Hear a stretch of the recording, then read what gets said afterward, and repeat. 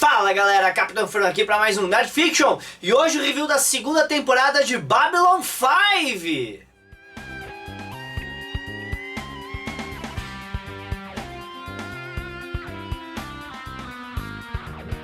Bem, turma, é isso aí, faz tempo que eu tô querendo fazer esse vídeo, de continuar aí os meus reviews da série Babylon 5, eu tenho tudo planejado, mas né, quando aparece alguma coisa nova no ar, Star Wars Acolyte, Star Trek Discovery e outras coisas que a gente cobre aqui, meio que dá uma atrasada aí no meu cronograma, mas então já faz tempo que eu tô querendo voltar pro universo de Babylon 5 aqui no canal, e eu vou fazer isso hoje com a segunda temporada de Babylon 5.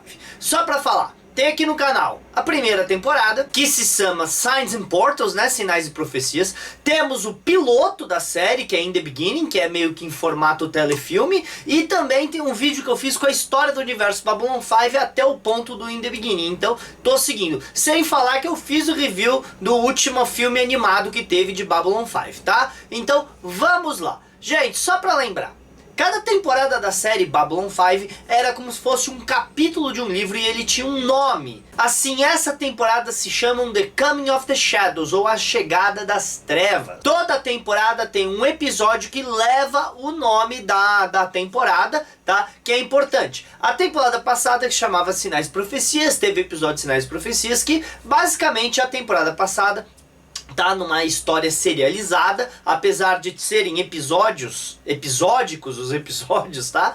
É serializada, onde os fatos de um episódio afetam o outro e tem grandes plots não só da temporada como de toda a série acontecendo ali misturados. Não melhor tradição, tipo Star Trek Deep Space Nine, Arquivo X e outras coisas. Arquivo X nem tanto, mas sim, tá? Dos anos 90, que eu acho que é o modelo superior de série de televisão, que não é um grande filme, porque os episódios, se você consegue assistir os episódios sozinhos, mas os episódios juntos formam um quadro maior que dá continuidade à história. Então, ao mesmo tempo que episódio, também é serializado, e pra mim esse é o modelo perfeito de série que existe, tudo bem? Bem, então vamos lá. Gente, a segunda temporada de The Coming of the Shadows, tá? Muitas pessoas falam que é aqui que verdadeira começa a Babylon 5. Eu não concordo, porque pra mim a primeira temporada é excelente. Mas eu entendo perfeitamente porque as pessoas sentem assim e vejo o ponto de vista delas, tá? Porque é aqui que o herói da história, o verdadeiro herói da história, vai aparecer pela primeira vez na série, tá? Mas vamos lá. A temporada passada nós estávamos conhecendo, né, Sinais e Profecias, nós estávamos conhecendo o universo, os personagens, quem fazia o que, quem são as raças, as regras do universo, vamos assim dizer. Por quê? Porque quando nós estamos lidando com algo que é fora do realismo, que não é tipo um Chicago Fire, que não é um CSI que se passa no nosso mundo, mas uma coisa futurística ou ficcional ou fantasiosa, você tem que estabelecer as regras de como funciona aquela realidade, para você ter verossemelhança nas histórias, pra você ter entender e você ter regras de universo, assim funcionar direito. Então,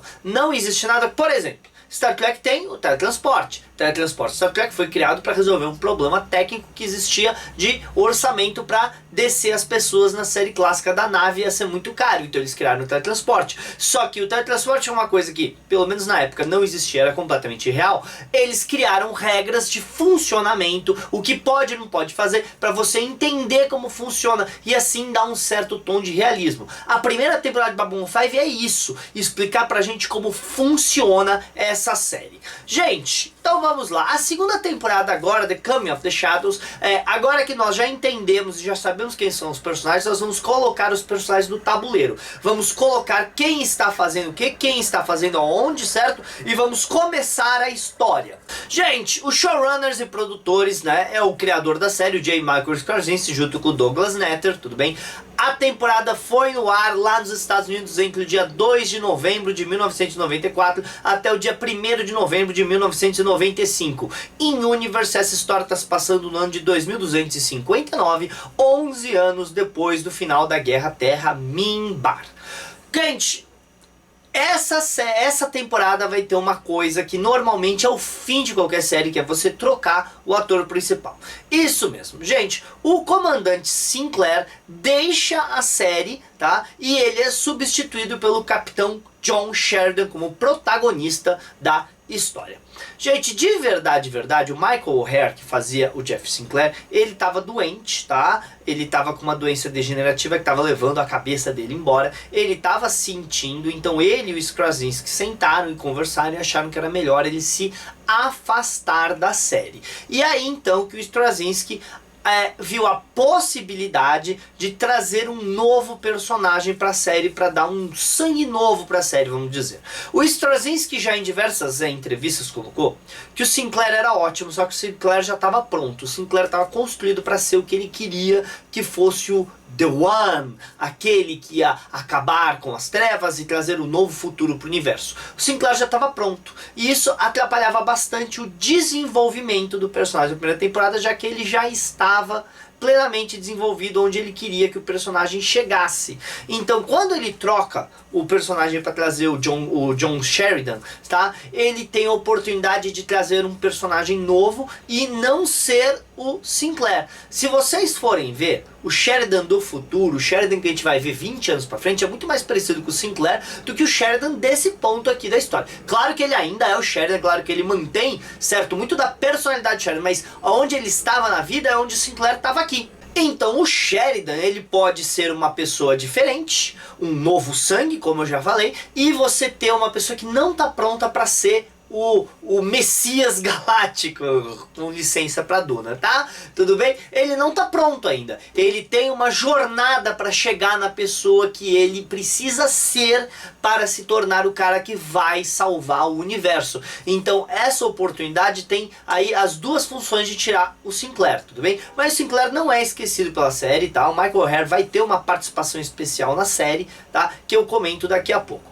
Nessa temporada, eu quero dizer. Tudo bem? Então, de qualquer maneira, o nosso amigo John Sheridan, tá? Assume aí a estação Babylon 5. Ele era capitão, o Sinclair era comandante. Então, em teoria, o Sheridan tinha uma patente a mais, tá? Ele era maior que o Sheridan. Gente, quem foi escolhido para interpretar o Sheridan foi o ator Bruce Boxleitner. E sim, é assim que fala. Eu perguntei pra ele, tá? Tudo bem? Ele trabalhou bastante em série. Havaí 5.0 ele fez uns 3 episódios. How They Was One, eu acho que era o nome de uma série de cowboy que ele fez tipo 29 episódios, tá? Que foi uma das primeiras coisas de destaque dele. The Scarecrow and Mr. King também, ele fez tipo 88 episódios, tá? Então ele tinha uma carreira aí na televisão, nada que fizesse sobressaltar, mas ele é mais conhecido pelo público da ficção científica como sendo o Tron. Sim, ele é o Tron no filme Tron, certo? Um clássico aí da ficção científica e da revolução da era digital. Que, aliás, é interessante se você ver que Babylon 5 é uma revolução da era digital pelos seus efeitos especiais que foram usados para fazer a série, mas isso é para outro dia eu comentar com vocês, tudo bem? Então, esse foi o ator escolhido para ser o Capitão Sheridan. Gente, eu não vou falar do resto do elenco, porque eu já falei do resto do elenco nos episódios anteriores. Isso aqui tá sendo serializado também. Tem uma playlist de Babylon 5 aqui pra você ver eu falando do resto do pessoal, tudo bem? Agora, temos mais um personagem principal que é adicionado nessa temporada, que é o Tenente Warren Keffer. Gente, o Tenente Warren Keffer é um piloto, tá? Interpretado pelo Robert Husser, qualquer coisa assim, certo? Tá? Que ele entra por pedido do estúdio. A Warner, que nessa época dava várias e várias notas pro Straczynski, e ele odiava, tá? Eles queriam um personagem jovem, um personagem mais Top Gun, se eu não me engano foi o que eles falaram, tá? Um piloto ali que segue pelas próprias regras, mais uma carta selvagem e tal. E pra agradar o estúdio, então, o Straczynski criou o Tenente Keffer. Gente, o Straczynski odiava o Tenente Keffer, ele não tem muita participação na série, tem até algumas participações importantes, que ele era obrigado, tá? E o Tenente Keffer vai morrer nessa temporada, tá? Não tem o que falar, ele vai morrer nessa temporada, mas tá aí o nosso amigo Tenente Keffer, foi do elenco principal da série por uma temporada e mal é lembrado pelos fãs. Gente, só pra colocar aqui, tem algumas coisas, no terceiro episódio da temporada a gente vai ter o Michael Ansara vindo para aparecer como um Technomage. O Ansara é famoso, tá? Em Star Trek ele é mais famoso por ter sido um dos Klingons originais, né? Kang, lá em Star Trek, a série clássica. Então ele veio aqui fazer, né? Também pode ser conhecido como o marido da Jean Eugênio. De qualquer maneira, tá? Ele ele veio para essa temporada fazer uma participação especial. Aliás, diversos atores legais, né, fazem participações especiais, atores famosos da ficção científica fizeram participações especiais ali ao longo da série, tá? Então é bem legal colocar essa curiosidade. Gente, essa temporada também é famosa por ser a temporada que a Delaney vai ganhar cabelo, tudo bem? Ela usou o Quadriluminarium, é difícil falar esse nome, tá? Na temporada passada, certo? Pra passar por uma transformação de uma profecia que foi feita pelo Valen, tá? Que foi quem criou o código dos Minbari. Ela, a contragosto do Conselho Cinza, que falou que não era pra fazer isso, ela fez isso, tudo bem? E foi assim que terminou a temporada passada, tá? Tudo bem? Gente, e essa temporada também é famosa porque a gente vai ter a guerra entre os Narns e os Centauri. Gente, na primeira temporada a gente viu o Londo como basicamente um coitado, um diplomata falido, quebrado de uma república acabada que virou uma atração turística, enquanto você tinha o G'Kar, certo, que estava sempre na cola dele, sempre pegando ele, humilhando ele em todas as partes, e o grande império Nar do G'Kar fazendo de tudo que eles podiam para acabar e humilhar os Centauri. Só que num ponto da temporada passada apareceu um cara chamado Mr. Morden, que falou que ele tinha amigos poderosos que poderiam ajudar o Londo e os Centauri a reestabelecer o seu devido lugar na galáxia. E isso começa a acontecer na temporada passada. Pois bem, nessa temporada é quando estoura, porque agora, com os amigos do Sr. Molden, que a gente vai descobrir depois que são as trevas, tá? Tudo bem? Eles vão travar uma guerra aberta com os Narns, e os Narns não têm a mínima chance contra as trevas. E é interessante que a gente vê o próprio G'Kar vai à frente de batalha para descobrir o que está acontecendo, tenta avisar o conselho das ligas dos mundos não aliados nessa temporada, porém ninguém dá ouvidos para ele do que estava acontecendo, porque a maioria dos planetas estava negociando secretamente com as trevas, incluindo a Terra, apesar do Sheridan não saber disso, e a Delenn e o Kosh, né, que sabiam muito bem do que eles estavam falando, ficaram quietos porque eles não podiam revelar para as trevas o que eles sabiam. Então o G'Kar começa a falar, tem alguma coisa acontecendo, mas ele ao mesmo tempo está distraído com a guerra do planeta dele. Então um dos principais plots dessa temporada é exatamente essa guerra, quando o Londo para de ser o coitadinho e se transforma um dos maiores vilões dessa temporada, e o G'Kar, que foi basicamente um dos grandes vilões da temporada passada, se torna um coitadinho. Então a gente tem uma inversão de papéis. E eu sei que os Centauri acabaram com o mundo dos Narns e eles foram horríveis o que fizeram, e a série nunca disfarçou isso. Porém, na história, os personagens do G'Kar era tratado muito mais como um vilão e o Londo muito mais como um coitado. Essa aqui tá invertido. Agora o vilão é o Londo e o G'Kar é o coitado. E é bem interessante pra gente ver como o cara que a gente tava simpatizando na temporada passada é o cara que a gente vai odiar nessa temporada e vice-versa. Então, o Straczynski é muito bom nisso. Outra coisa que a gente vai ter nessa temporada é a saída da Talia Winters. A Talia Winters, que era residente da Psycorp, tá? A atriz, tá? Patricia? Não, Patricia é outra. Eu já vou lembrar o nome dela. Ela saiu da série porque ela estava casada, na verdade, com o Garibaldi, tá? Parece que deu alguma coisa errado. Falar a verdade, eu não fico muito tão atrás assim de fofoca quanto vocês podem imaginar, mas alguma coisa deu errado no casamento deles, ela acabou saindo da série. E o Straczynski falou que ele colocava diversas alçapões para quando desse problema com atores, o personagem poder sair e ser substituído, que nem acontece com o Sinclair, também vai acontecer com a Talia, certo? No final dessa temporada, tudo bem? E aliás, é interessante porque o relacionamento da Ivonova com a Talia estava evoluindo, eles estavam caminhando o relacionamento que começou com a Ivonova, que odiava o Psycorp, e a Talia começando a entender o lado da Ivonova e ela se aproximando. Se é que você me entende, certo? Então todos esses pontos vão ser explorados nessa temporada. E é claro, grande parte da temporada é o Sheridan tentando descobrir o que está acontecendo, entender o que é, tudo aquilo que a gente entendeu na primeira temporada, é o Sheridan tentando descobrir. Então ao mesmo tempo que a gente está conhecendo o Sheridan está conhecendo todo mundo. Então tudo isso vai sendo colocado aqui nos primeiros episódios. É muito legal essa temporada, vou falar que é uma temporada excelente. Gente, eu coloquei uma listinha aqui de episódios, tá? É muito difícil, gente, tirar episódios de Babylon 5 da lista é muito difícil, porque todos eles são importantes, mas eu tentei reduzir e eu vou descobrir que eu cortei pouquíssimos episódios, mas vamos lá. Gente, o primeiro episódio, Point of Departure, tá? Que tá com uma nota 7.7 no IMDb no momento dessa gravação. É muito legal, é a chegada do Sheridan, tá? O Garibaldi tá em coma por causa do que aconteceu na temporada passada. E a gente também vai ter aí a Delenn tá no casulo dela. E a gente também vai ter a apresentação do Tenente Keffer, né? Que grande coisa, tá? Tudo bem? E a gente também vai ter o Lennier contando o motivo que os Minbari pararam de atacar a Terra na Batalha da Linha durante a Guerra Terra-Minbari, da desculpinha das almas, que foi a desculpa dada para o povo Minbari, apesar de não ser toda a verdade, tá?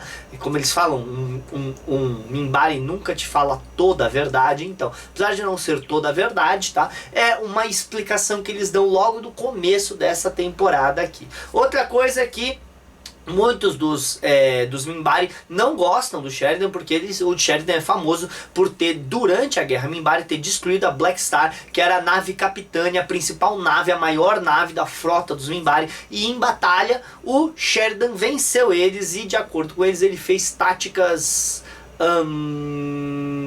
pouco honrosas, tá? Ele basicamente colocou bombas num asteroide e falou, olha, tô aqui. Quando os caras vieram, ele explodiu a bomba e levou a Black Star com eles. Foi a única, o Sheridan foi o único capitão da Terra a ter vencido um cruzador Minbari em combate aberto, tá? Então ele tem ele é muito famoso por isso, tanto para os Minbaris, quanto para o universo, quanto para a força terrestre, tá? Então esse aí é o que vem. Gente, depois desse episódio a gente vai ter o Revelations, tá com uma nota 7.7 no IMDb. É quando a Delenn sai do casulo e o Garibaldi acorda do coma dele, porque eles usaram aquela máquina da primeira temporada que tira a força vital, tudo bem? O Dr. Franklin e o Sheridan juntos fizeram isso para salvar o Garibaldi, então tá aí esse episódio também muito importante. Gente, terceiro episódio, The Geometry of the Shadows, ele tá aqui, que tá com uma nota 7.7 também, ele tá aqui porque é o episódio que vai aparecer pela primeira vez os Tecnomagos. Então os Tecnomagos vão ter uma participação importante no futuro em outras séries, então achei interessante colocar aqui. E é esse o episódio tal do Mark Lancera. O quarto episódio, a Distant Star, é uma nave da categoria de exploração, com o antigo amigo do Sheridan aparece, e ela acaba se perdendo no hiperespaço. E aí que o Sheridan tem toda uma ideia louca para resgatar o amigo dele, e o Tenente Keffer vai ser salvo por uma nave das trevas, vai começar a obsessão dele por caçar as trevas e tentar descobrir o que está acontecendo com quem são as trevas. Então a gente vai ter aí bastante referência ao que está acontecendo. E o mais legal é que a Delenn sabe o que está acontecendo, o Kosh sabe o que está acontecendo, o G'Kar tá vendo o que está acontecendo, está tentando avisar, a maioria dos embaixadores da Liga dos Mundos também sabe que alguma coisa está acontecendo, está fazendo negociações, o próprio governo da Terra está negociando com as trevas por baixo dos panos, né? O presidente Clark usou, com a ajuda das trevas, deu o golpe que matou o presidente Santiago, tudo isso acontecendo, e os nossos protagonistas, nossos personagens humanos não entendendo porcaria nenhuma. Eles estão perdidos que nem cego em tiroteio, tá? Por quê? Por causa que pra eles a Babylon 5 é um trabalho, eles estão ali pra viver o dia a dia deles. Só que o Sheridan chegou em Babylon 5 com uma missão alternativa. Gente, basicamente, tá? Os 7 episódios, Soul Matters, tá? Soulmates, que tá com uma nota 7, Soulmates tá com uma nota 7.3, tá? No IMDb. A gente vai conhecer as 3 esposas do Londo. Ele é importante para ver o quanto o Londo tá crescendo dentro do Império, da República Centauri, por causa que ele vai ser muito importante, essa ascensão do Londo vai ser muito importante no futuro, tudo bem? E aí a gente vai pro episódio 8, Race Through the Dark Places. Esse aí é legal, tá aqui porque o Bester, né, o fantástico Walter Koenig volta pra série como o Bester, e aí a gente vai ter a Talia meio que assumindo um ponto, você descobre que o Franklin tá envolvido com todo um negócio que coloca telepatas pra tirar telepatas da Terra e da mão da Psycorp, e essa é semente de uma história que começou lá na primeira temporada e vai continuar, que também vai se tornar muito importante na quinta temporada e pra frente. Então esse episódio é muito importante, também a gente vê primeiras relações entre o Bester e o Sheridan, que vai ser importante essa relação dos dois, então bem legal a gente ver isso. Aí a gente vai pro nome, o nono episódio, The Coming of the Shadows. The Coming of the Shadows, que leva o nome, né, da temporada, tá com uma nota 9.1 no MDB, e é um episódio fantástico quando o Imperador da República, Centauri, vem pra Babylon 5, ele pretendia dar a mão pro G'Kar e pedir desculpas perante todos, só que ele é morto. Antes disso acontecer, o Rifa e o Londo lá no leito de morte, ele pede desculpas, ele fala com o Londo mente, falando que ele apoiou a guerra, sendo que o Imperador não queria que a guerra continuasse. Gente, esse episódio é fantástico. E todo o cenário político, tudo acontecendo ao mesmo tempo. O G'Kar pretendendo se matar, se suicidar para matar ou levar o Imperador junto. E quando ele descobre coisa, e aí que a guerra estoura, por causa que enquanto isso está acontecendo, enquanto ele tenta tomar um drink com o Londo tava tramando para assassinar o próprio Imperador. Gente, é uma loucura esse episódio. Intriga política em cima de intriga política. Aliás, o Sinclair, como eu tinha comentado no meio dessa loucura toda, a gente descobre que ele está liderando os Rangers, né? E os Rangers, que são ali, né, eles teriam existido no passado, deixaram de existir na cultura Minbari, estavam voltando. A gente descobre que apesar do Sinclair ter ido para Minbari como embaixador, ele estava secretamente treinando os Rangers que que vão ser muito importantes na Guerra das Trevas. Então, apesar do Sinclair sair da história, da série, ele não saiu da história. Na verdade, ele continua uma posição muito importante ali no treinamento do Shader, dos Rangers e com a criação da White Star. No episódio 11, All Alone in the Night, tudo bem? Tá com a nota 7.5, o Sheridan é sequestrado, tudo bem? E a Delaine, ela é chamada pelo Conselho Cinza, que ela faz parte, e ela é expulsa do Conselho Cinza nesse episódio. Então é importante a gente ver isso, tá? Essa acontecer. Mas também tem uma outra coisa importante que é nesse episódio que a gente descobre que o General Reis colocou o Sheridan lá, porque todo mundo acharia que o Sheridan é um oficial de carreira, certo? Daqueles oficial que não só olha ali, ó, essas são minhas ordens, eu vou obedecer. Mas na verdade ele estava ali porque porque o General Rey sabia o que estava vindo, sabia o que estava acontecendo dentro do governo e colocou uma pessoa de confiança dele em Babylon 5. E nesse episódio, se eu não me engano, é nesse episódio que o Sheridan conta pro Franklin, pra Ivanova e pro Garibaldi a verdade do que ele está fazendo ali e sobre todo o movimento que eles estão tendo para falar a verdade do que aconteceu com a morte do presidente Santiago, tá? Então esse episódio é muito importante aí no arco, tá? No episódio 13, Hunter Prey, a gente vai ter uma continuação com o médico do presidente Santiago aparecendo e eles tendo que lidar com toda a situação, porque o médico tem informações que provam que o Santiago foi assassinado e o Clark querendo o médico. Então é bem legal esse episódio, tá com uma nota 7.4.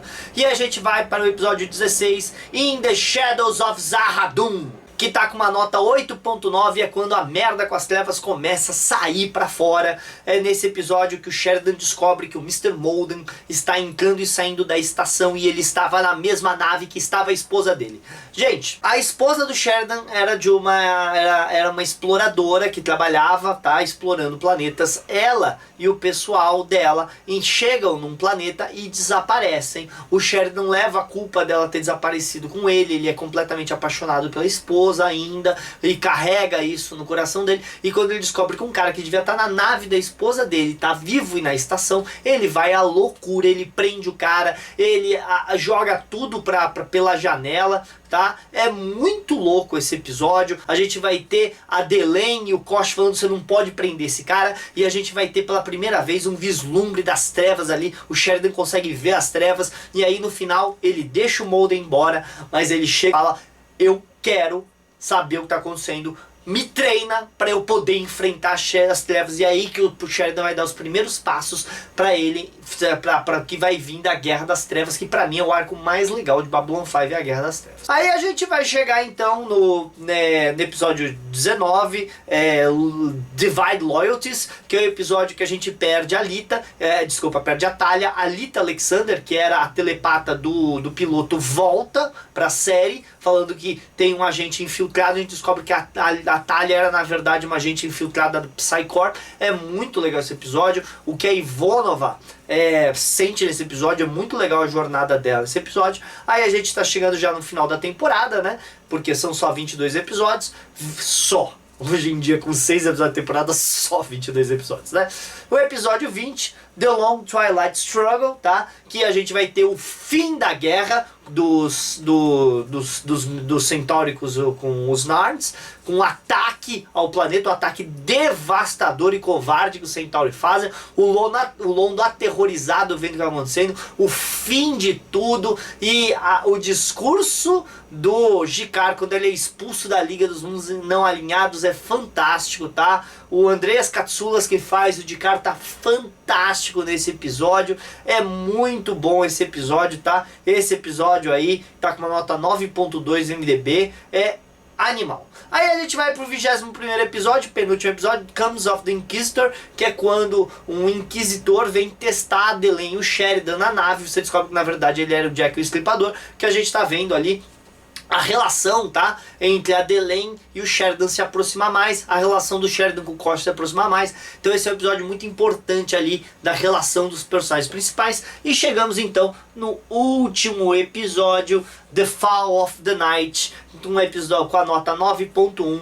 Gente, no Fall of the Night o último cruzador Narn aparece, o Sheridan decide tentar salvar esse cruzador e aí dá uma merda, porque quando os Centauri descobrem, eles vêm, Babylon 5 enfrenta o cruzador Centauri, aí o Sheridan é obrigado a pedir desculpa porque ele destrói o cruzador Centauri para salvar os Narns, vai toda uma loucura, e aí então quando ele vai pedir desculpa, explode uma bomba, ele pula, o Kosh sai da roupa dele e salva o Sheridan e ele parece um anjo, e cada pessoa vê uma figura angelical da sua própria cultura, da sua própria religião, do seu planeta, revelando o que é um Vorlon para todo mundo, daquele negócio que o Kosh falou lá no começo, eu não posso sair daqui porque todo mundo ia me reconhecer, lá da primeira temporada, finalmente é colocado ali.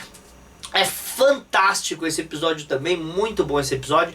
E o final desse episódio termina com a Ivonova falando que Babylon 5 era a última esperança, mas no final do ano de 2059 todos nós já sabemos que a última esperança para a paz falhou. E aí então tá tudo pronto para a terceira temporada, que pra mim é a melhor temporada de Babylon 5 de longe. Gente, olha, é o que eu consigo. Tá, eu não revi, eu revi ano passado, tá, os episódios, tá, todas as temporadas com a minha esposa, que ela viu Babylon 5 comigo, ela adorou Babylon 5, recomendo muito. Estava na HBO Max, Max Brasil, não está mais, infelizmente, é muito difícil conseguir ver, os DVDs nunca vieram pro Brasil, você só consegue cópias paralelas, é complicado, mas eu sei que todo mundo que viu Babylon 5, que passou na TV a cabo, concorda comigo que é fantástico e deixa aquele saudosismo. E se você tiver oportunidade, se você estiver fora do Brasil, tiver como assistir Babylon 5, dá uma chance pra essa série. Essa série é fantástica. E eu vou chegar na terceira temporada. Só que eu vou fazer o seguinte: a partir daqui eu vou dar uma dividida, porque a coisa vai ficando cada vez mais louca e mais difícil, não dá mais para separar episódio. Então a terceira temporada eu vou dividir em 3 vídeos. Eu vou dividir no vídeo da temporada, eu vou dividir o vídeo sobre Babylon 4 e o vídeo sobre a Guerra das Trevas, que vai pegar o final da terceira temporada e começar a quarta temporada, tá? Então o próximo eu divido em 3 vídeos, mas eu não sei quando que eu vou conseguir colocar aqui no canal, porque tem muita coisa acontecendo. Star Trek Prod tá para estrear aí, logo tem Lordex e outras coisas acontecendo, eu não sei quando que eu vou conseguir colocar, mas dependendo do que vocês falarem aqui, eu dou uma acelerada. Vamos ver o que vocês falam aqui nos comentários dos vídeos. Pra mim, é isso. Então, curte, comenta, compartilha, tá? Deixa aqui, palavra de engajamento é Babylon 5, não, Babylon 5 não, é Sheridan, porque essa temporada que chegou o nosso amigo Sheridan. Se você não sabe escrever Sheridan, é S-H-E-R-I-D-A-N. Sheridan, é isso aí. Falou, galera!